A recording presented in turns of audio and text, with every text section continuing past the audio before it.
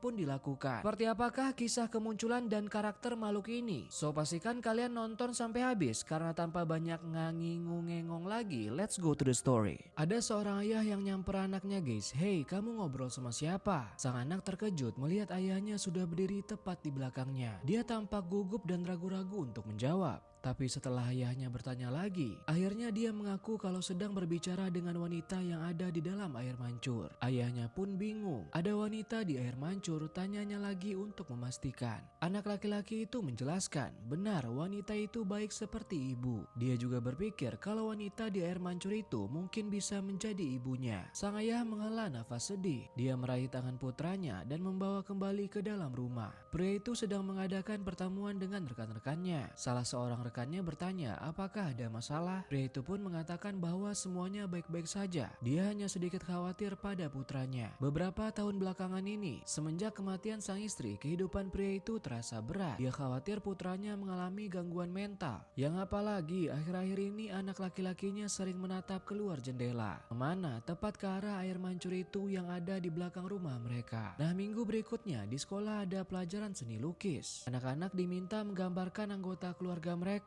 Dan sang guru berkeliling untuk memeriksa lukisan anak-anak muridnya tersebut. Lalu tiba-tiba dia berhenti pada seorang anak laki-laki. Ada yang aneh dengan lukisan yang dibuatnya. Lalu bu guru pun bertanya tentang siapa saja yang ada di lukisan tersebut. Anak laki-laki itu menjelaskan bahwa pada gambar itu ada dirinya, terus ayahnya dan ibunya yang tinggal di air mancur. Bu guru merasa tidak mengerti guys dan kemudian bertanya, ibumu tinggal di air mancur? Benar bu guru, kata anak laki-laki itu. Air mancur di halaman belakang rumah mereka adalah tempat yang paling disukainya. Dulu ibunya pernah mengatakan bahwa air mancur itu adalah tempat yang ajaib dan itulah alasan mereka membeli rumah yang mereka tempati saat ini. Setelah sang ibu meninggal, anak laki-laki itu mendengar suara dari dalam air mancur itu guys. Dia yakin itu pasti ibunya walaupun suaranya sedikit berbeda. Sang ibu pasti tinggal di dalam air mancur sekarang. Sang ayah berterima kasih kepada guru karena telah menelpon dan melaporkan kejadian itu. Pria itu berjanji akan menasihati putranya. Terus dia meminta maaf karena anaknya telah membuat murid-murid lain menjadi ketakutan dengan cerita seram tentang seorang wanita yang ada di dalam air mancur tersebut. Dia juga berjanji kalau hal itu akan segera diurusinya dan tidak akan terulang lagi dengan kejadian yang sama. Malam harinya sambil menidurkan sang anak, pria itu memberikan nasihat dengan suara lembut. Pria itu bilang dia tahu kalau putranya merindukan sang ibu, tapi bagaimanapun juga tidak boleh melakukan hal-hal bodoh. Yang apalagi sampai mengarang cerita seram tentang wanita di air mancur. Sebesar apapun rasa rindu dan harapan agar sang ibu dapat hidup kembali, tetap tak merubah kenyataan karena wanita itu telah tiada. Dia telah pergi untuk selamanya dan takkan pernah kembali. Pria itu kemudian mencium kening putranya dan menegaskan sekali lagi bahwa tidak boleh ada cerita tentang wanita di air mancur. Namun setelah ayahnya pergi, anak laki-laki itu turun dari tempat tidur, lalu berjalan mengendap-endap ke arah jendela kamarnya yang menghadap halaman belakang. Dia menatap air mancur yang ada di sana. Terlihat ada pantulan cahaya yang menari di atas riakan air. Lalu tiba-tiba menjadi tenang guys. Hingga kemudian terlihat sebuah tangan yang tampaknya terbuat dari air yang muncul dari permukaan air mancur. Dan kemudian tangan itu melambai ke arahnya guys. Sang ayah yang baru keluar dari kamar mandi melirik ke dalam untuk memeriksa putranya sebelum kembali ke kamarnya. Dia tersentak kaget ketika sadar bahwa putranya sudah tidak ada di sana. Dalam keadaan panik, pria itu masuk ke kamar putranya dan menarik selimut yang ada di atas tempat tidur, tetapi tidak ada seorang pun di sana. Dia semakin panik dan khawatir guys. Terus-terusan manggil putranya dan melihat sekeliling ruangan. Lalu matanya menangkap sesuatu dan bergegas ke jendela, yang mana dia melihat putranya sedang berjalan menuju air mancur. Tapi ada satu hal yang benar-benar menarik perhatiannya guys, yaitu ada seorang wanita aneh yang duduk di air mancur. Tubuh wanita itu seakan tembus pandang dan berkilauan di bawah sinar bulan. Dia memberi isyarat agar anak laki-laki itu mendekat. Sang ayah bergegas turun guys dan keluar menuju halaman belakang, yang mana putranya sedang berpelukan dengan wanita dari air tersebut. Dia sebenarnya juga merasa takut guys, tapi naluri seorang ayah membuatnya berani. Pria tersebut berlari ke air mancur dan menjauhkan anaknya dari makhluk itu. Saat sang ayah menarik putranya dari sana, dia melihat sosok wanita yang awalnya padat dan solid, kini kembali berubah menjadi cairan yang menyatu dengan air. Pria itu membawa anaknya kembali ke dalam rumah. Sang ayah tidak mengerti apa yang baru saja terjadi, tapi dia terus berusaha berusaha menenangkan diri dengan berkata semuanya baik-baik saja dan mereka aman sekarang. Nah, keesokan harinya sang ayah menelpon pendeta setempat guys. Dia tahu hal ini terdengar gila dan tidak masuk akal. Bahkan polisi tidak mempercayai laporannya. Tapi pria itu tidak tahu lagi harus minta bantuan kemana.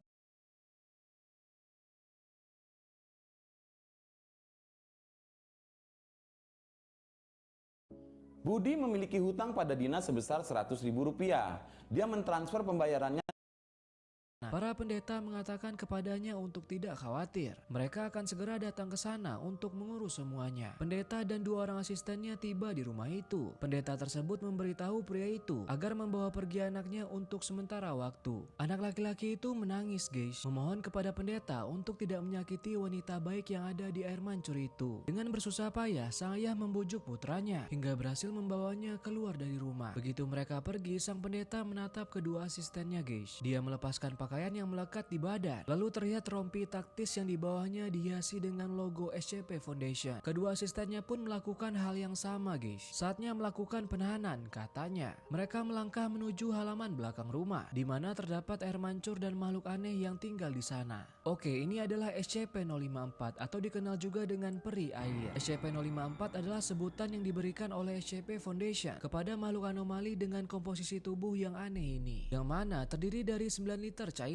yang tampak seperti air mineral pada umumnya. SCP-054 paling sering muncul dalam bentuk humanoid wanita, tapi sebenarnya ia mampu juga berubah dalam berbagai bentuk, misalnya seperti humanoid pria, dan bisa juga dalam bentuk geometri sederhana lainnya. Tidak diketahui bagaimana cara dia bisa merubah diri dan bertahan dalam bentuk-bentuk tertentu, dan juga bagaimana dia bisa bergerak setelah melakukan perubahan yang padahal dia cair. Karena semua tes yang dilakukan sejauh ini gagal, hal ini menunjukkan fenomena thermal, elektromagnetik, dan biologis. Dengan kata lain, tidak ditemukan petunjuk yang ada di tubuhnya untuk bisa menjelaskan apa saja kemampuan yang dimiliki oleh makhluk itu. Setiap kali SCP-054 masuk ke dalam air, dia akan menyatu dengan sepenuhnya hingga tidak dapat membedakan dengan cairan yang ada di sekitarnya. Dan sepertinya dia harus menenggelamkan dirinya dalam jangka waktu tertentu guys. Hal ini diketahui untuk mengisi volume tubuhnya yang diketahui berkurang terus-menerus karena penguapan. Air yang menguap dari makhluk itu juga telah dikumpulkan oleh SCP Foundation. Ternyata juga tidak dapat dibedakan dengan air biasa dan juga tidak menunjukkan sifat-sifat yang khusus guys. Setelah ditemukan, SCP-054 dipindahkan ke Set 08 untuk penahanan. Di sana dilakukan penelitian dan studi tambahan untuk mengetahui makhluk itu lebih jauh. Sel penahanan khusus dibuat kedap air dan dilengkapi dengan sistem kontrol suhu yang khusus juga, dan tentunya disertai dengan air mancur yang cantik yang diisi dengan air jernih yang terlihat menyegarkan. Anehnya, makhluk tersebut tampak menikmati rumah barunya guys. Dia terlihat senang berinteraksi dengan para peneliti SCP Foundation, dengan penjaga dan staf pemeliharaan juga. Bahkan nih guys, SCP-054 seringkali meniru bentuk mereka dengan cara yang lucu dan juga menyenangkan. Kemudian SCP-054 akan kembali ke air mancur saat tidak berinteraksi dengan staf. Tapi seiring berjalannya waktu, SCP-054 tampaknya semakin betah dan akhirnya menghabiskan hampir seluruh waktunya di luar air. Meskipun demikian, dia selalu kembali ke air mancur dan menghilang ke dalam air ketika ada petugas yang mencoba mengambil sampel langsung dari tubuhnya. Meskipun dia selalu menghindar tiap pengambilan sampel, tapi melalui berbagai tes yang berbeda yang dilakukan oleh Dr. Sexel, sebagian besar pengetahuan Foundation tentang SCP-054 berhasil dikumpulkan. Apakah metode yang dilakukan peneliti untuk mengumpulkan informasi sudah tepat? Semuanya tergantung pada hal yang akan diputuskan. Dalam tes yang dijuluki dengan eksperimen kehilangan air, SCP-054 dihalangi aksesnya untuk nyebur ke dalam air. Akibatnya, bentuk tubuh SCP-054 berubah menjadi lebih padat guys. Kemungkinan hal itu dilakukan untuk mengurangi luas permukaannya sebanyak mungkin dan mengurangi kecepatan penguapan yang terjadi. Selama beberapa hari pertama setelah akses ke air dihilangkan, SCP-054 dengan senang hati menyambut siapapun yang masuk ke sel penahanannya. Itu mungkin menunjukkan dia sedang mencoba merayu kepada para staf agar mau menyediakannya air. Nah, setelah beberapa hari pasokan airnya belum dinyalakan, dia berhenti bertingkah ramah guys. Mungkin SCP-054 menyadari bahwa sikap ramah tidak membantunya untuk mendapatkan mendapatkan pasokan air yang ia butuhkan. Nah, dalam uji suhu ekstrim, peneliti diberi wewenang untuk bereksperimen dengan menempatkan SCP-054 dalam ruangan bersuhu di bawah 0 derajat Celcius. Makhluk tersebut menjadi semakin lesu saat suhu di area pengujian diturunkan, dan akhirnya sekujur tubuh SCP-054 benar-benar membeku, guys. Lalu sampel esnya dikumpulkan untuk dipelajari, tetapi analisis menunjukkan tidak ada kelainan atau perbedaan dari air normal pada umumnya. Kemudian pengujian sebaliknya juga dilakukan, guys. Suhu dinaikkan menjadi 95 derajat Celcius, hanya berjarak sedikit saja dari titik didih air 100 derajat Celcius. Tiba-tiba SCP-054 menjadi sangat agresif, guys, saat suhu mendekati ambang batas, di mana air dapat mendidih tapi tetap dalam bentuk cair. Dia berusaha keluar dari ruangan pengujian. Makhluk itu menjadi semakin takut untuk dipindahkan dari sel penahanannya ke ruang pengujian, yang kemungkinan SCP-054 mengira bahwa para peneliti bermaksud untuk menyakitinya. Memori SCP-054 juga diuji, guys, dan terbukti dia sangat ahli memecahkan teka-teki dan menavigasi labirin. Para peneliti awalnya kebingungan mencari cara untuk memotivasi SCP-054 agar mau mengikuti perintah mereka, tapi Dr. Sexel menemukan sebuah fakta bahwa makhluk itu cukup responsif terhadap penggunaan alat kejut listrik. Lalu para peneliti seringkali bersikap terlalu keras pada SCP-054 dengan memaksanya terus-menerus melakukan uji coba, guys. Mereka pun sadar SCP-054 butuh waktu beristirahat selama 48 jam di antara satu eksperimen ke eksperimen berikutnya. Pengujian terakhir dilakukan bermaksud untuk mendapatkan beberapa informasi tentang bagaimana SCP-054 mempertahankan bentuknya, yang mana dengan melihat reaksi makhluk itu terhadap larutan asam klorida. Nah, secara mengejutkan dia menolak pengujian ini. Suhu di area pengujian diturunkan hingga tepat di atas titik beku untuk mencoba mengontrol perilakunya. Tapi ternyata hal itu tidak berhasil, guys. SCP-054 melawan Dr. Sexel dan asisten penelitiannya. Mereka berdua terluka cukup serius sehingga pengujian dihentikan, yang akhirnya semua pengujian pun dihentikan setelah insiden tersebut karena tampaknya makhluk itu kehilangan rasa percaya terhadap laki-laki. Mayoritas staf pengujian pada waktu itu memang rata-rata semuanya laki-laki. Setelah serangan terhadap Staff Foundation, SCP-054 diklasifikasikan sebagai golongan Euclid. Namun begitu pengujian dihentikan, SCP-054 tidak lagi harus berhubungan dengan staf peneliti yang bertanggung jawab terhadap eksperimen itu, dan dalam rentang waktu lebih dari 5 tahun tidak ada insiden lagi. Akhirnya SCP-054 diturunkan ke klasifikasi safe.